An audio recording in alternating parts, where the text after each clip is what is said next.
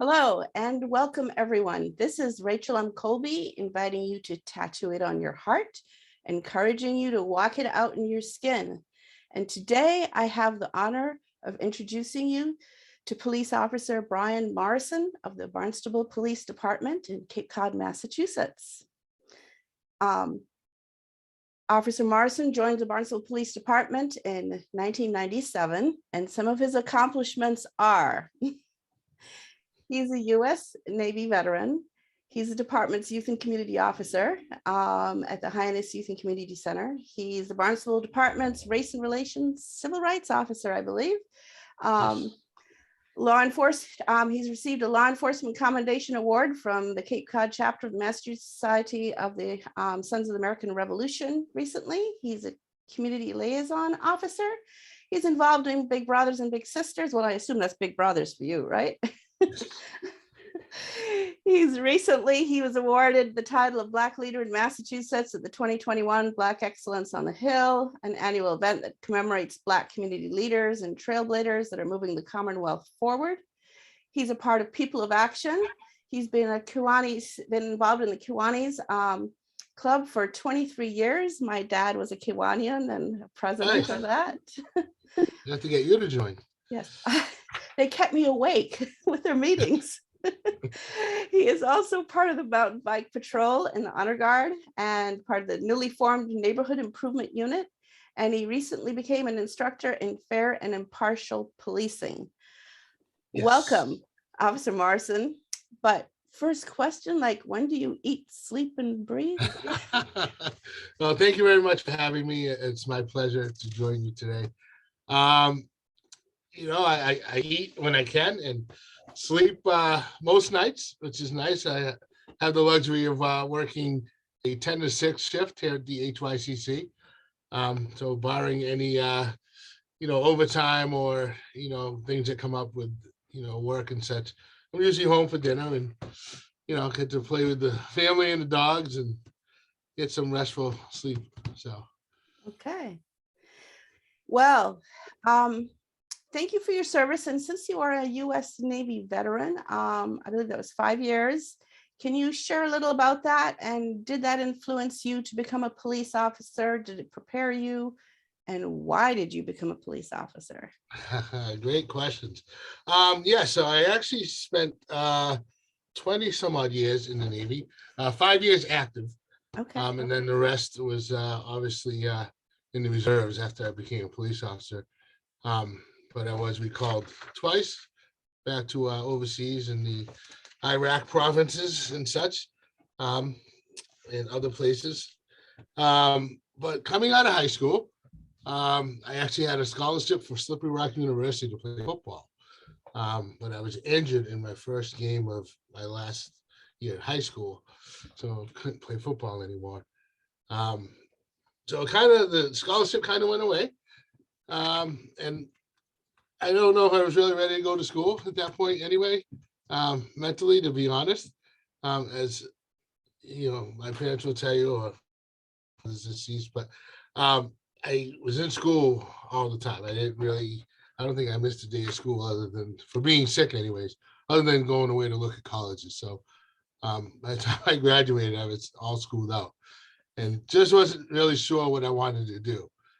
So they had a armed forces day at the high school, and I talked to other recruiters, and they all offered great things, but the Navy recruiter was down to earth and just he didn't paint a beautiful picture. He said, "Listen, there's going to be days where you're going to call me and say I hate you for signing me up, and there's going to be days that you call me and you're going to love it." So he was very complete and honest with me, which I appreciated. So 3 days after graduating high school, I left for boot camp. And I had no aspirations of being a police officer, actually, at the time. I actually wanted to be a doctor growing up. So while in the military, I befriended a couple of people who were law enforcement in the military, we call it Shore Patrol. And now they're actual Navy police officers. So got involved with them. And I liked it a lot. The fact you can help people even overseas, you people in the Navy. So it's quite a task. So once I finished my 5th year active duty service, I came home, and my father actually was a police officer here in Boston before me. So that had a lot of influence too, because I still wasn't all the way committed to being a police officer. And when I got home in 1993, actually, we had what's called the summer program, where, the college kids and people 18 and over were allowed to, if you got hired, you work Main Street, Hyannis at the time. Now they're CSOs, and obviously they don't carry weapons now. But back in the early years, you have 2 weeks of training, and they give you a gun and a badge and say, go police the streets. So times have changed, and that's probably a good thing. But I, had all training from the military, so it aligned myself. I aligned with that very well. So after 4 summers, so 93 to 97, the 4 summers, I said, well, I like it. I'll give it a try full time. And they hired me, and I haven't looked back since. So it's been a great career. Mostly, I would say 98% positive as far as my career has gone. And, I love what I do, especially now the last 5 years being here at the HYCC. I couldn't ask for a better job than what I'm doing now. Okay. Well, by doing this series featuring law enforcement officers, and for those that it's the first time you're seeing one of these, the goal is at least one officer from every state in the U.S. Oh, wow. Well, I feel honored. Thank you. So I'm hoping officers will share what's happening in their communities, their struggles, their strength, to bring about what they're doing to bring about positive change and to bridge the gap between law enforcement and their communities, to reach our youth and make the communities safer. And I'm hoping you law enforcement officers will be encouraged, that people will be instructed as to how to better appreciate you and support you. And I'm hoping on the law enforcement officers, by what you say, you'll also encourage other departments across the country. Absolutely. So I've noticed that some schools don't even have police officers on campus, but it seems that the Barnstable Police Department and you have focused on the youth. Can you tell us how that looks like? What exactly do you do at the Youth and Community Center in Hyannis? Absolutely. Yes, we do have a school resource unit, which I'm part of. There are actually 8 of us, I believe. There's one at the middle school, the Barnstable Intermediate School, Officer Downs, and then there's 2 officers at the high school, including our leader, and we call him leader. He doesn't like to be known as a leader, but our boss, as we call him, the Sergeant Gene DeRusso, he and Officer Dennis Stanford are at the high school. So they're embedded in the schools. And, we're not there, and such as I'm embedded here at the youth center, not here to look for getting kids into trouble or anything like that. We're here simply to assist the staff in whatever way we can.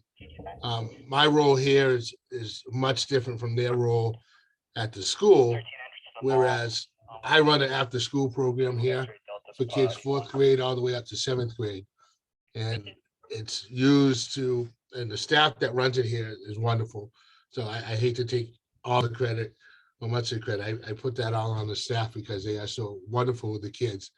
And I love the fact that they allow me to share it with them, because it breaks that boundary where, kids get to know me, Brian Morrison, not Brian, the police officer, as well. Yes, I wear my uniform most of the time here, but I get to interact with them, and it shows them that police are not what it seems to be on television all the time, but that we are people. We have families. We have kids. We have feelings, and we're just regular people like they are, their parents are, and such. So it is a wonderful program. The other officers, which I am part of too, is called the Adopt a School program, which we go into the elementary schools a couple of times a week just to say hello, just to interact with the kids. Unfortunately, due to COVID, we don't have lunch with them anymore, and it's hard to do programs, and things. It's starting to come back around. which is nice. But I believe the kids love having us in there. I know the staff does. And it really, really shows the humanity part of, what the police department is trying to do. But a daily getting to the fact of what I do every day, come in. So we have meetings once a week with the staff. There's issues going on. There's, knock on wood, we haven't had any here at the HYCC. But during the day, I interact with people, the adults with disabilities from capabilities. There's pickleball people here. There's people that walk the track every day. So it's not just the youth that I deal with. I deal with, from 0 to 99. Everybody, and from all walks of life, from all, you name it. I mean, there's a core Brazilian group, Portuguese, Brazilian, American group that comes in all the time. Deal with them, which that is a huge icebreaker too, because coming from other countries, police are, I haven't ever had to deal with it, but I've heard from people from Brazil and such and other countries, the police sometimes can be a little, we'll say, rough on the edges in other countries. So when they come here, they're a little timid of the police because they have a determined feeling of what the police can be. So me being here and working with not just the, American population, but the Brazilian American and Ecuadorian and you name it, Jamaican community, all those communities who utilize the youth center, it's a huge icebreaker. And they're like, oh, American police aren't so bad. So and I try to instill that not only in the people I work with, but officers that I work with. I said, listen, you got to understand different, personalities, different cultures. Not everybody is, warm and fuzzy first. So you got to have compassion and understanding. So being in this position here at the HYCC has just been a wonderful experience. Sounds like you are embedded in the community, which is awesome. A couple of quotes I saw from you, one from, I believe it was from you, it was a Cape Cod Times article from 2021 by Jeanette Tinkle. You said there's a trick to community policing, start with the kids. And then the Barnstable, on your website, the Barnstable Police Department, it says a school resource officer's role is not limited to being a police officer. They're a counselor, teacher, coach, and mentor. So how does that look? How do you fulfill your roles as counselor, teacher, coach, mentor? How does that work? Absolutely. So that's what I was saying. That's what I was saying. So we're not there to get kids in trouble. We're not looking for trouble in the schools or here. It's really more of like those words say, being a mentor, counselor. We want the kids to know, and that's what I mean by starting with the kids. You get, I say you call it getting in with the kids. You get to know them. You earn their trust, and they trust you. In return, they feel comfortable. I have an open door policy here. So if a kid or anybody really for that matter, oh, all right, I'm back. Camera went out for a minute. Sorry. So we have, as I was saying, I have an open door policy. So if a kid has an issue, I just want them to know that they can come and talk to me about anything. Obviously, if it's something super personal or something like that, and they're under the age of 18, you have to include a parent or an adult, because you don't want to try to take on too much, and can't solve the problems of the world, but by helping one student or one child at a time, it's very important to them, and for them to think of us as a counselor or a mentor, or just another person they can talk to and unload their problems, as opposed to saying, oh, it's a police officer, I don't want to talk to him because I'm going to get in trouble.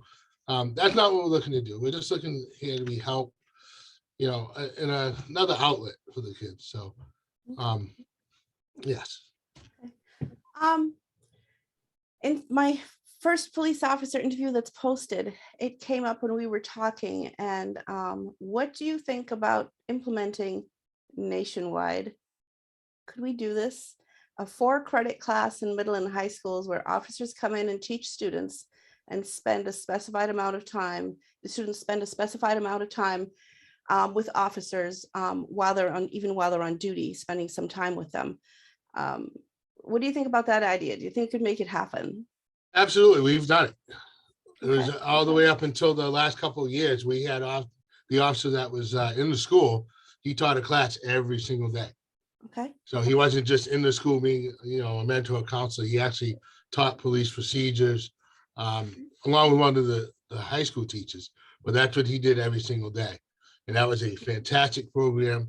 We recruited young people that became police officers from that class.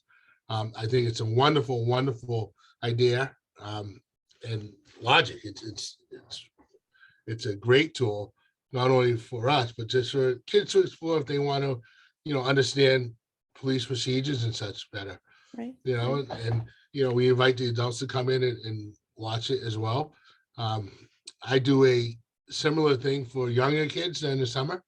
I have a police program besides the after school program.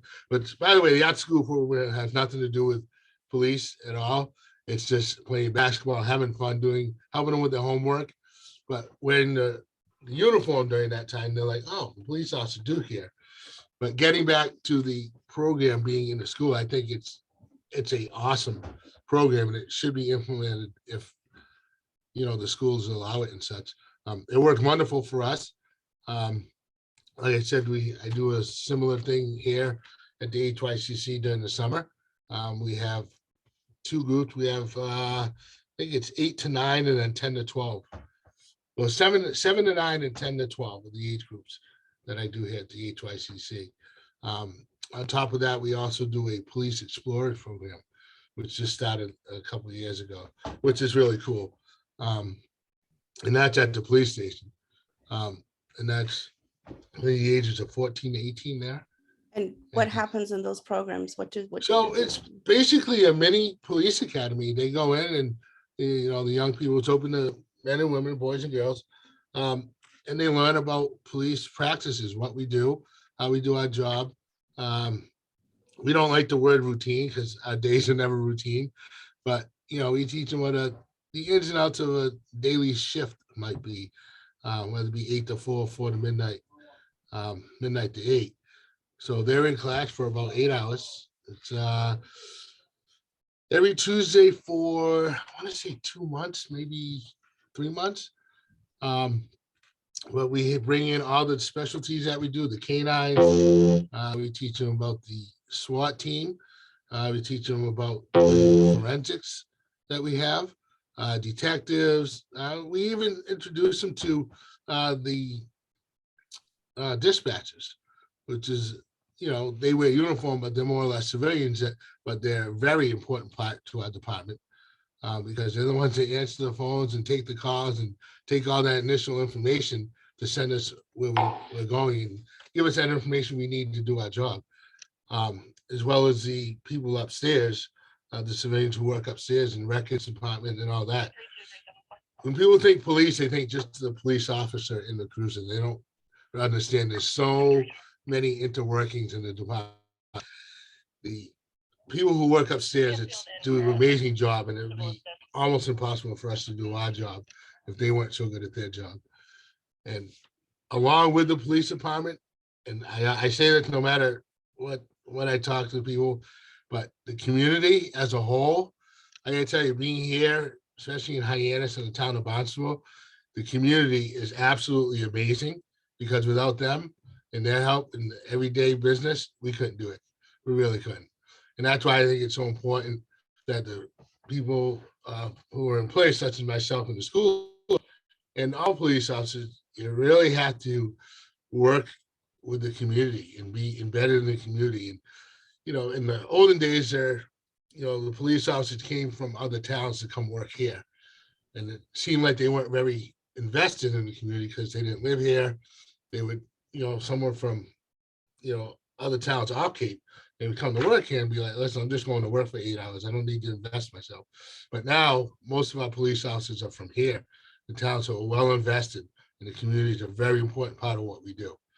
And it takes a community and the police officers working together to actually make it all work. So very important. So that program is one way to start that, being in the high school. Okay, well, I'd like to see it nationwide, math, English, and police officer. I would love to see that. That would be great. And I think you'd see a lot better communication, a lot better workings with the community if that happens.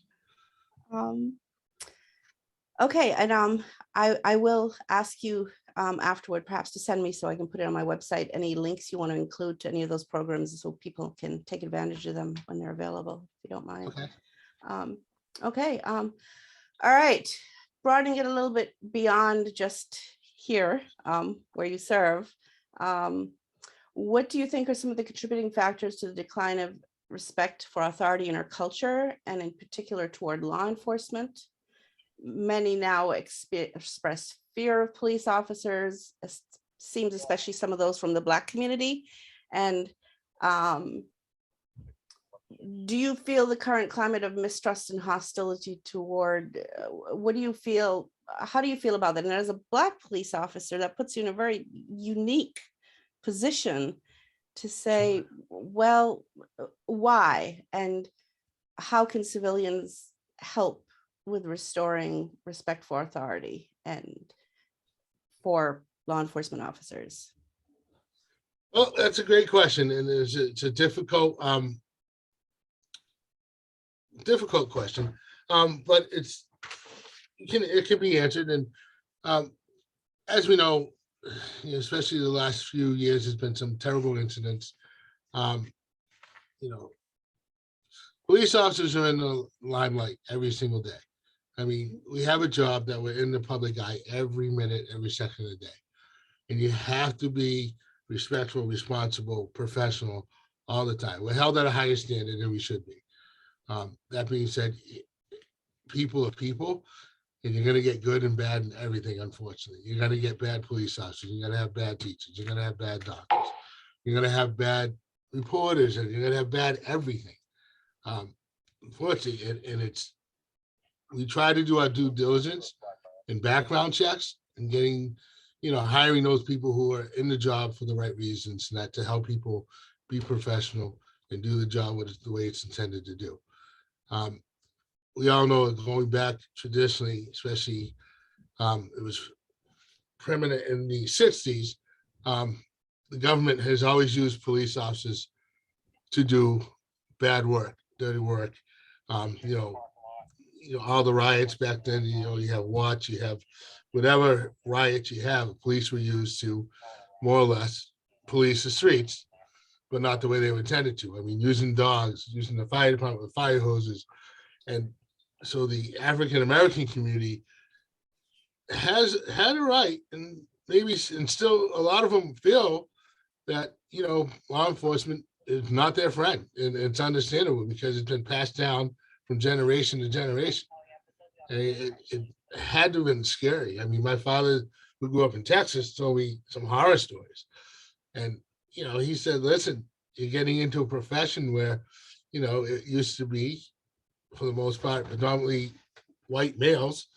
And unfortunately, the target of policing back in the early stages was African-American people, and just because of the way times were and the civil unrest. That has changed significantly, and we are in a much better place. And I know we've had a couple of incidents, back in a few years ago, and it breaks my heart to see those. And they can be fixed, and they should not happen. There's no place for that in today's policing. And with that being said, I mean, there's people in the community that no matter how well you treat them, are just gonna attack the police as well too. So there's a little on both ends. I got to tell you, 98% of the police officers I've dealt with across the country have been nothing but professional.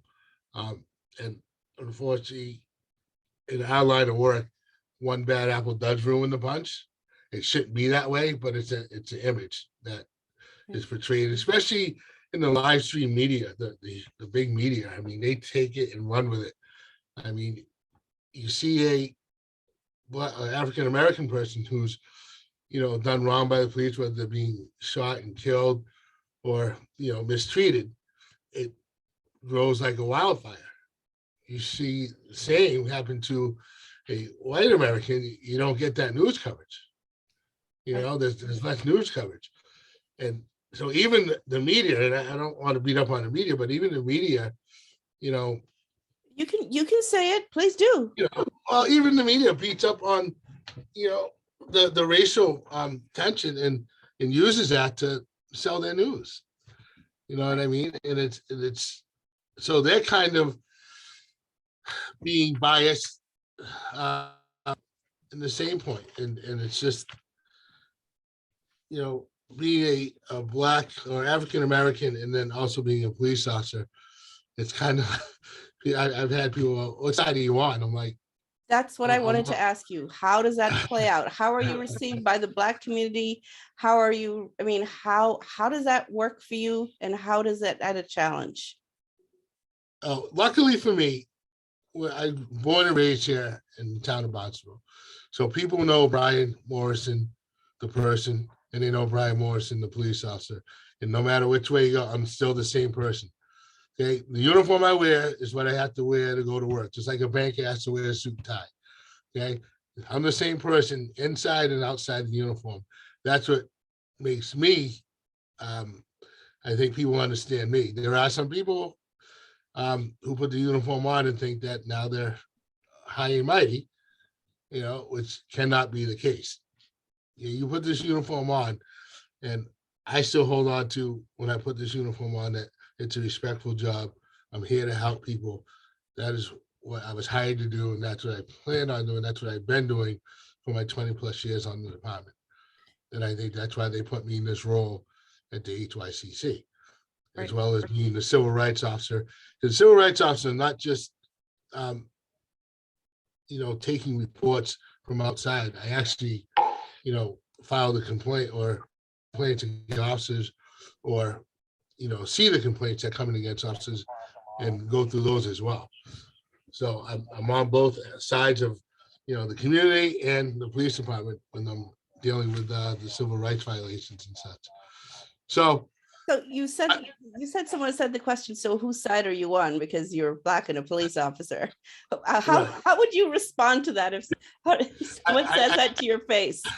I don't take sides. I'm on the side of the rights, the whatever is right. If you're in the community and you're right, I'm going to back you 100%. If the police officer or somebody in law enforcement is right, I have to back them. I have to go with the facts. That's why all this stuff is investigated, and I go through it with a fine tooth comb. And, I'm professional, and, I'm right down the middle. So it is what it is. I don't take sides. And just because a police officer is doing something wrong, I'm not going to take their side just because they're a fellow police officer. It's not how this works, and vice versa. So they asked me that question. I said, I'm on the side. You'll know the side I'm on when the truth comes out in the end. So. Well, truth is the right side to be on, right? Yes. Always. And people are like, well, what about like every day? I'm like, there is no side. I mean, if I was a citizen, I would do my due diligence to uphold to be on the right side of the law and not get myself into trouble. As a police officer, I should say, I can't speak for all police. I don't go out looking for trouble or looking for people who are getting into trouble. We're more or less proactive. So the people, 9 times out of 10, we're called to a situation. If there wasn't a situation, we would be called to it. I just assume, walk up to people, hey, how you doing? Talk to you, and I'll say a couple of funny stories. But I was driving my cruiser one day. I'm in uniform on duty. There was an older gentleman. He was out raking his leaves, and I happened to stop, say, hey, how you doing, sir? And he's like, oh, good. He said, I could use a little help with these leaves. So I said, okay, hold on. So I pulled right in the driveway, jumped out. You got an extra rake? He's like, sure do. I helped him rake his leaves. We had coffee. We talked about anything and everything. I spent about an hour and was on my way. And I've done several of those types of things. And it doesn't matter to me where you're from, um, what race, religion, whatever you are. I'm treating everybody equally, and I'm doing what I do to make this community a better place. That is awesome. So, Okay, so for your precinct, or someone had said that the police academies, law enforcement precincts do their best to hire the best, but sometimes the young man who joined the police force may be a different person several years later. Is there a process in your department, or generally speaking, that you're aware of to help or discipline a law enforcement officer who's changing in ways that is negatively impacting his ability to police effectively? yes, that's a great question. So there's a very, very distinct and very detailed process in hiring people. Um, they dig deep, and they go into everything to ensure that who we're hiring is the right person for the job. Um, and like I say here, and I don't want to, say my department's the best, but we are awesome here in the Boston Police Department. And I know there's people out there that've had some unfortunate encounters with, maybe the police officer had a bad day, which I'll get into that too. But like I said before, sometimes people fall through the cracks. Or I've been a police officer for more than 20 years, and sometimes the things you see, the interactions you have with people, it can wear on you. It can wear on a person. And yeah, I can see how some officers can get a, negative look at things. Sometimes you become cynical sometimes in this job, especially if you have people that no matter what you do, if you're hearing a police officer, terrible police officers, jerk police officers, racist police officers, or what have you, if you hear that constantly and you see it on the news, and you just feel like you're getting beat up a lot. Some police officers, it's especially if you're younger, you're like, what am I doing this job for? And you get kind of a negative connotation to the job. And unfortunately, sometimes it comes out and it reflects on you, and you start acting out, which should never happen, but it does. Again, we're human, we're not perfect. So that being said, if a police officer, we see that happening, we'll pull a police officer aside and say, listen, this is what's happened over the last couple of months. What's going on? Are you okay? There's an issue here. We need to deal with it, so you don't get yourself into trouble. You don't get hurt. You don't hurt somebody else. We need to know what your issue is, what's going on. If they need a break, listen, we'll give you a break. But you can't have this, person out there that's has a negative connotation towards the people, because the people, like it or not, you're a public servant. You're working for the people. Okay. And if you are treating people in the way they should be treated, it doesn't look good for you, it doesn't look good for the department, and it makes for a bad relationship between the community and the police department, which is everything we're trying to work against. It's not, having a bad relationship. It's with good relationships and trust with the community. I mean, they'll help you solve crimes. They'll talk to you. But if you're, abrupt with them and cold and mean, or, just nasty, they're not gonna, who wants to work with, they're not going to give you any information and such. So now, as you know, I'm the fair and impartial police instructor. So that's been huge. We're the first department on the Cape to start doing that. So just about all our officers have gone through it. And, when I first started, and myself and another officer that teach it, and when we first started teaching, it's like, we know, okay, everybody's, especially the older officers, like, listen, I've been doing this job, 20 years, 30 years. You're not going to tell me how to do my, listen, that's not what this is about. We all have biases. Every single one of us has a bias. So and it's just a human attribute. It's just natural. It comes with being a human being. We have biases. Okay, it's not saying that you're a racist. It's not saying that you hate this person, that person, but there are definitely biases out there. So what this class teaches the officers, and we've revised it a little and changed it when we do it to the civilians, when we teach civilians the same thing, because civilians have biases towards police, and there's biases towards, like I said, every profession. But when we teach the officers impartial, fair and impartial policing, say, listen, it's okay to have a bias, but it's not okay to let those biases control your job, and because they're providing a service for people.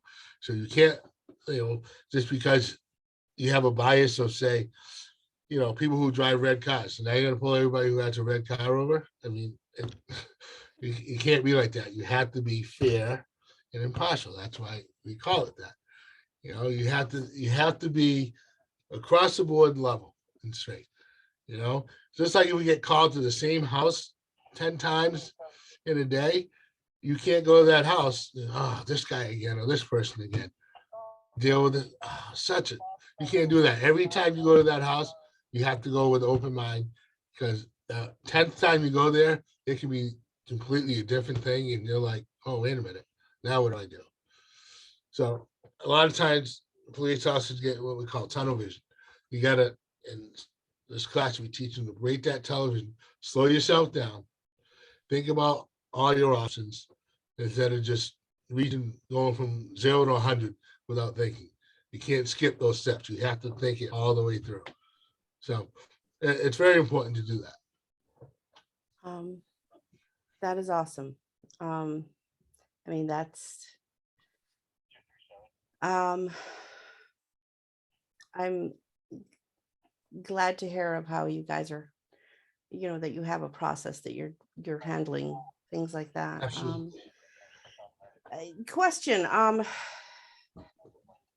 mean, it doesn't sound like it's much of a problem in your precinct, but why do you think some cover for police officers gone bad when it endangers the community as well as the lives of the citizens, and the multitude of good police officers that are faithfully executing, their duties to serve their communities? And what should be done if a police officer shows racial biases or abusive tendencies, other than, we're not just talking about, he's going through a rough time and he's tired here.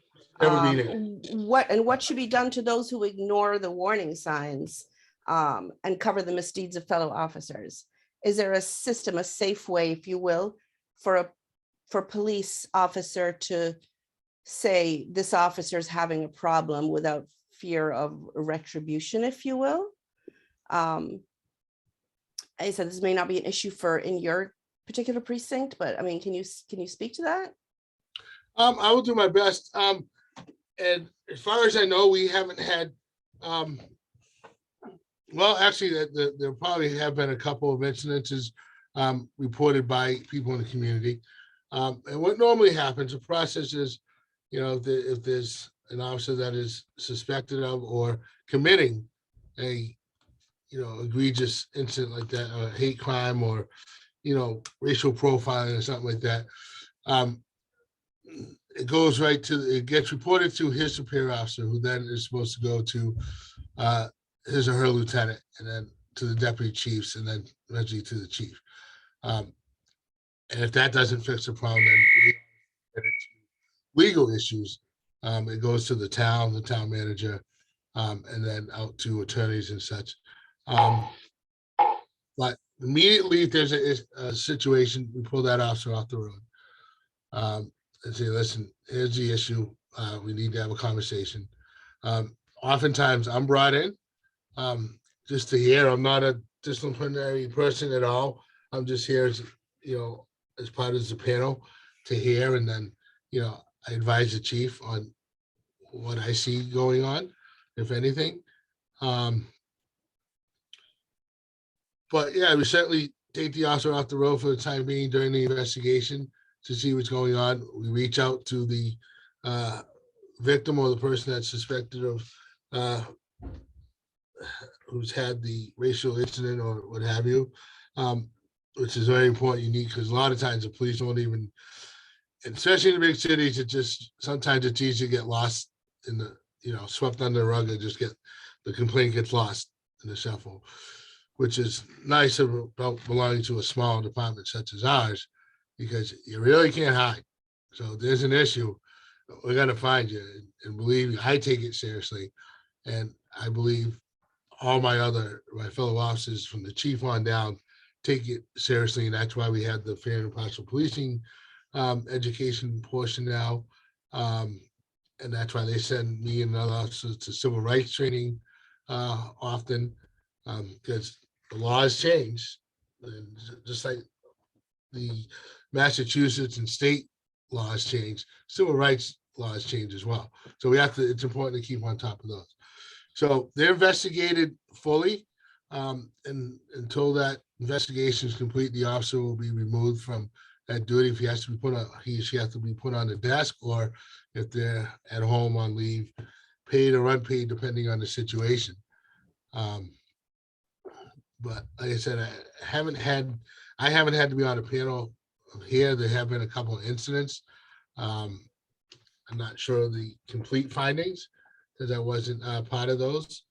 But I know the chief, Chief Matthew Sonderman, who's a fantastic chief, he is dedicated, as are the other superior officers, to making, this a place inclusive for all, and that make sure his officers are doing the right thing, and not creating Right.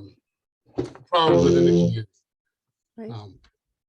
So again, it's very important that has to be done. If there's an issue, we don't wait a week or 2 weeks or a month saying, oh yeah, by the way, hey, we heard this happen. As soon as we get wind of it, it has to be dealt with. So Right. Just for the record, okay, it breaks my heart when I look out there and I see that a few, I don't believe a few define the many at all. A few bad officers do not define the many police, the vast majority of police officers who faithfully execute their duties and have a heart for their communities, and I think it breaks my heart when I see officers losing their lives, or hostility toward police. You're all thrown in this bad basket, if you will, because of the misdeeds of a few. And that is not fair, and neither is it reality of, right. That's not a real depiction of, like you said, the media. I wish, they would concentrate on being journalists and not sensationalists. Right. And let's portray, can we do like a 2-to-1 or a 10-to-1 of good things happening with our communities and the police officers, rather than, and we absolutely need to know the bad things that happen. They should never be hidden. Right. But I believe there is plenty to encourage us and to show you police officers in the light of who you really are, which are, brave heroes there to protect us. Yes, So, thank you. Appreciate it. That's very appreciated.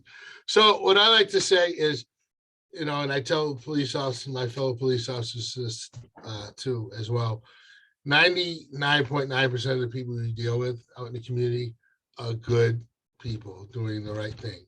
Just like in the police force, 99.9% of police officers are here for the right reason, doing the job the right way. Unfortunately, the difference is, when somebody in the community does something wrong, we don't think that everybody in the community is doing the wrong thing. But when a police officer does something wrong, all police officers are doing the wrong thing. And that's a mistake that we have to deal with. And it's an unfortunate one, which is, again, going back to community policing, which I love about it, especially in my position. I get to go out in the public and show them who Officer Brian Moore is. He's not just a man in the uniform. He's a person, he's a family man. He's caring, he's professional, he's helpful, all those things. I'm not trying to pat myself on the back, but I take pride in doing what I do. And I like to, and I know all my officers here, and at least in my department, and most of the surrounding departments are doing the job for the same reason, and that's to help people and make their communities a better place to live. And it's really tough when, even the George Floyd incident, which most of the time it always comes back to George Floyd. I mean, that was what, 3,000 miles away from here, but no matter where you were as a police officer, you felt it. You really felt it. And when that happened, I was just like, oh, that's going to set us back 100 years. And it was wrong. It was disgusting. Never should have happened. That's one of those persons. Can't say he had a bad day because he had several incidents before, and the department just didn't get a handle on him. Like here, if his first incident, I would like to think we would have had a handle on it. So listen, this happens again, you're out of here. But the smaller things led up to this bigger one, which was the straw that broke the camel's back. I mean, he ended up taking somebody's life, regardless of what or who George Floyd might have been, whether he was, in the criminal behavior, whether he was doing, no one deserves having their life taken like that. That was just egregious, disgusting, all wrong. And I'll tell any other police officer that, and I don't like to quarterback any other police officer's decisions, but that's easy. That's an easy one. You can't do that. That's just nowhere in police policy is that written or okay anywhere. So that was a hard one for me, especially. It's just, and I don't know how I feel about his fellow police officers that were just standing there doing nothing. You asked the question, should they be? Absolutely, they should be punished too. Because one of them should have said, hey, knucklehead, what are you doing? Pull them off something, done something. So, if you're doing something or allowing something, if you see something you allow it to happen, you're just as guilty as the person committing it. So inaction is an action and decision is a decision, right? Correct. Absolutely. Okay. Can you tell us about the newly formed neighborhood improvement unit, and also you're a part of People of Action and annual Unity Day. What's it all about? The so-called newly formed, I mean, it's neighborhood group. We've been doing that for a long time. That's more or less just a new name put on an old job that we do. So the neighborhood improvement unit, basically, we just go around. It's like a meet and greet thing to start out with. But we try to get out to, the neighborhoods and talk to people, whether we're in a cruiser, whether we're on mountain bikes, whether we're meeting them in a store somewhere. We just try to interact with people. And it's, so it's business owners as well. So we go to the businesses in town, but mostly the neighborhoods to see what's going on in your neighborhood, what's wrong, what issues do you have, what complaints, what concerns, what anything at all is bothering you about your neighborhood.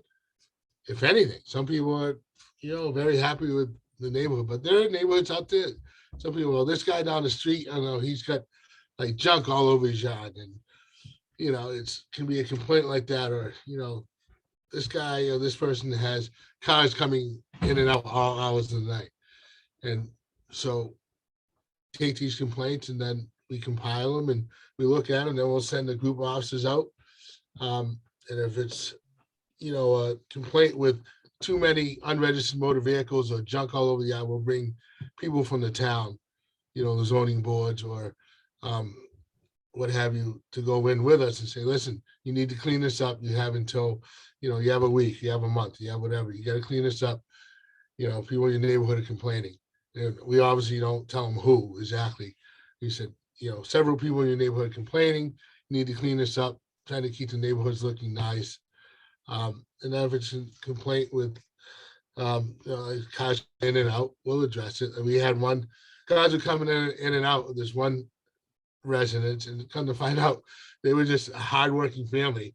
And a couple people had several different jobs, and they were coming in and out, to go to work. So we told the people, and the people were like, oh, okay, understandable. And other times it's happened that there was, some less than desirable behavior going on at some of the other houses, and we fix that. So it's really just to get to know the neighborhood.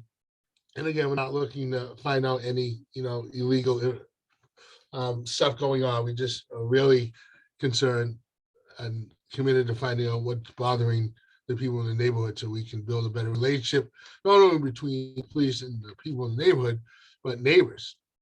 I mean, I'm sure you've noticed you used to be able to keep your doors unlocked, walk over to your neighbor's house and, have a cup of coffee, have dinner. You knew your neighbors back then. Now, we've gotten so far away, whether it's the social media thing where that's taking over your new neighbor, that's the person you talk to all the time is your phone.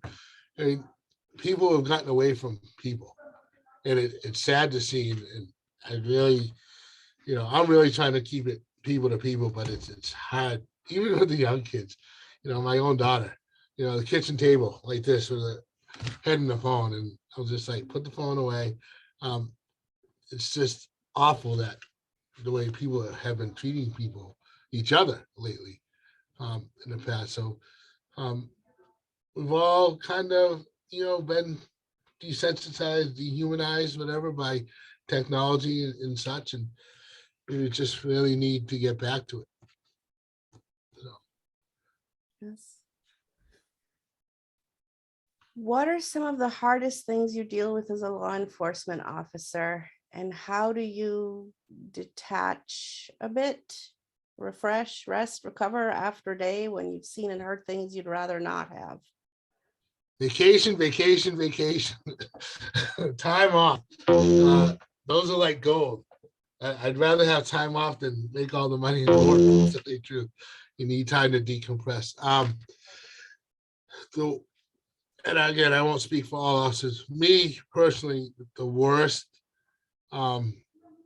situation I have to deal with is something involving children. I see a child hurt, whether it be even like a car accident or, but especially like any type of abuse, any child that's in an abusive situation, whether it's physical, emotional, sexual, it's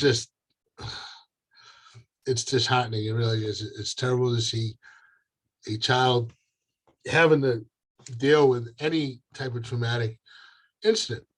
Because kids are supposed to be kids, they have the right and opportunity to grow up and enjoy the finer things when they're young, and just, let a kid be a kid, let him grow up or her grow up and enjoy the things kids enjoy when they are out of school and they're grown up. They're going to be dealing with enough pressures in life and such, owning a home or paying off debt, or, those problems are going to come for them. But to compound their, future problems with, having them to try and live through something traumatic that's happened to them in their life, it's just a lot for kids to bear. Like even this whole COVID situation, I mean, I am astounded by how awesome, today's youth are right now going through this COVID thing. I mean, a lot of them don't know anything but masks. The kids in high school and such. I mean, especially the athletes and so everything was canceled, and I mean they were out of school the entire year. I mean, they're so resilient, a lot of them, how they just dealt with that pressure and continue to march forward. I mean, I can't say enough about kids, the youth today, and feel like, you're crazy, kids are terrible, they're mean. I'm like, no. Are there a few? Yeah, there are a few, just like adults. There are a few adults that get themselves over. For the most part, today's youth is, I mean, I'm impressed. I'll say it simply, I'm impressed with the way how they're coming along, dealing with the pressures they have to deal with. I mean, we didn't have technology to deal with. They do. Social media. I mean, that is awful for a child. I mean, bullying, we thought bullying was like the worst thing in the world because kid would push you down the playground and stuff. That's easy to deal with. Now, you know who's bullying. It could come from a phone. It comes over a computer. I mean, there's pictures, there's statements. And it's easy for someone to hide behind technology and bully. And there's really no recourse. It's very hard to find out who the person's bullying. But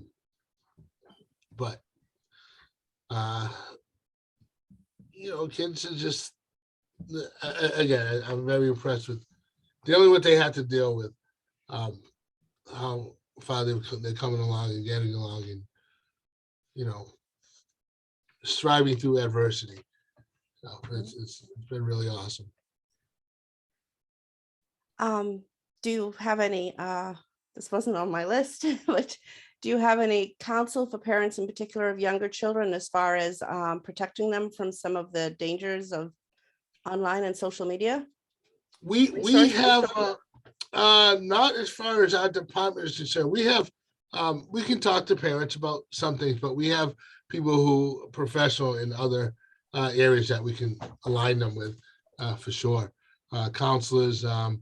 There's a place here in Hyannis called Family Continuity. They have counselors and such that help with that. Some of the counselors in the schools are fantastic at working with parents. And like me, I know how to answer my phone. And I know how to send a text, but or email. But some of the workings of these phones, we have actually a couple police officers who have gone to school and know everything there is to know about these phones, so they can educate the parents of the kids. Mhm. A lot of kids use their phone to do things they probably wouldn't do if Mhm. they didn't have the opportunity to do it. So, and parents are none the wiser. They just, they get a phone. They're sending cute pics and stuff, but sometimes some of those pictures they send are, can be less than desirable. So we do have police officers, a couple of police officers that can talk to parents, tell them what to look for on their phone, um, and such. And also, like I said, we can connect them with the proper person to talk to. Um, I'll mention this. I know it wasn't a question yet, but one of the biggest concerns that we deal with is mental health, which I think the Boston Police Department has done a super job, come a very long way with dealing with people with mental health issues. I've actually gone, it's to 1 week class. I've gone to it 3 times now. And it's all, obviously updated each and every year. But wonderful tool for us, because in the olden days, people with mental health issues, lock them up, put them away, then forget about them. Now, hey, what are you dealing with? What can I help you with? Food, shelter, same thing dealing with the homeless, which is probably the primary people with mental health issues. You need the proper medication, and working with like Duffy and all these other organizations out there under the same umbrella. It's been an amazing turnaround in how we are treating people with mental health illnesses now. So the days of just locking them up and throwing away the keys, they used to say, is gone. And we actually have done a great job in helping them out. We actually have a unit, another unit, specialized unit that deals with homeless and mental health issues. So Okay. called the Community Impact Unit, which is those officers are doing a phenomenal job. How can citizens in our government better support our law enforcement officers and their families? Because this impacts your families too. It certainly does. That's a great question. As far as the town, local government and stuff, they just really need to support the police. I mean, but making the laws and the correct laws and such, and just letting us know that they have our back goes a long way. There's this whole new post, which I think it's a good thing. A lot of officers don't like it. Post is the new regime that's overseeing police discipline and such. I can't think of the actual synonym right now. But it's good to have it. It's it keeps, I think it keeps officers honest, and which they should be honest anyway. But this is a check and balances of police actions and such. So as long as they're doing it for the right reason, not looking to get all police officers in trouble, just like we're not looking to get all people in trouble. But as long as the government has our back and our support, and they're supporting us, and making the laws so it's fair for not only the police officers, but for the people in the community. Um, that's a long way. That goes a long way. As far as the people in the community, they gotta understand we have a job to do. We don't make the laws, we enforce them. Um, the way we enforce them is on us, and that has to be dealt with by the police and administration. But as long as people understand that, listen, they're not the ones making the laws, and the people have to stay within the boundaries of those laws. I understand people make mistakes, and that's fine. But if you make a mistake, don't take it out on us because, we have to correct that mistake. And don't, like I tell the police officers, don't judge a book by its cover. If you see a police officer, don't just think, oh, that police officer jerk just because of the uniform he or she. Take time to get to know your police officers. To be honest with you, come to the police station and just say, hey, I just want to meet a couple of police officers. Don't be afraid to interact with us. I mean, in the olden days, when you walk in Main Street, people would actually cross the street just not to be able to say hi. I'm like, that's not me. I don't know if you've seen it, but out in California, they actually, one of the police departments set up a booth. It was a hugging booth. Can't do that right now with the COVID situation, but they set up a hugging booth in the street. And they had some good, feedback. And, obviously they had those people that just, no, thanks, I'm okay. But for the most part, it was a positive interaction. And that's what we look forward to. We just look forward to having a positive interaction. Again, I'll speak for you. The last thing I want to do is put somebody in jail. That's the last thing I want to do. I'm not out here to put people in jail and make somebody take miserable. Will I have to if the situation calls for it? Yeah, I mean, but depending on what it is, it's discretion too, which is another thing we can use. And, does everybody who breaks the law have to go to jail? No, but you have to do something, so people just can get to know us and police officers, or even we have a Citizens Police Academy, here in Marshville. Take the Citizens Police Academy, learn what we do, learn how we do our job. Find out, what makes a police officer tick on a daily basis. It's just, I guess, getting to know us and, understanding the job that we do is the best thing that the people in the community can do.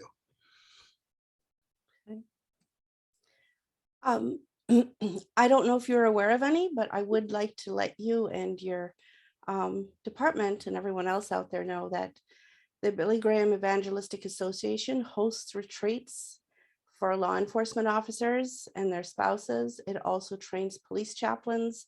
They host seminars, and past ones are actually available online for viewing. So, and I don't know, are you aware of any other places that offer retreats, places for officers and their families to just get away and, like you said, decompress, reconnect and recharge? Oh, wow, I didn't know that. Personally, I don't know of any. Okay. I know we're mandated every year, maybe even twice a year, to go through EAP, which is we sit down, talk with a counselor, and see if there's anything stressful that's bothering you, whether it be at work or at home. That's one thing I forgot to answer. You mentioned the families too. Our families, they may have chosen to be with that police officer. So if a person has an issue with a police officer, try not to involve the family. The family had nothing to do with it. The family's just, whether he or she married that police officer, and then the kids were born into the police officer's family, they shouldn't have to be targeted because of what their mother or father or siblings or whatever do. And that goes on with any job. I mean, the family is a separate issue. If you have an issue with that said police officer, try and leave the family out of it, because they don't deserve, the harassment or whatever, which I'm sure has happened in the past. But getting back to the other, I don't know of any place of retreat or such. I know, some police officers go away as like friends together and do things such like that. And, we have Christmas parties and such like that. but as far as a retreat, I'm not aware. And there might be some out there. I just, Okay. when I'm off duty, when I'm not being a police officer, I don't think I want to go to where a whole bunch of other police officers are. I go out, I go to vacation with the families, and with my family, and just leave it at that. So, Okay.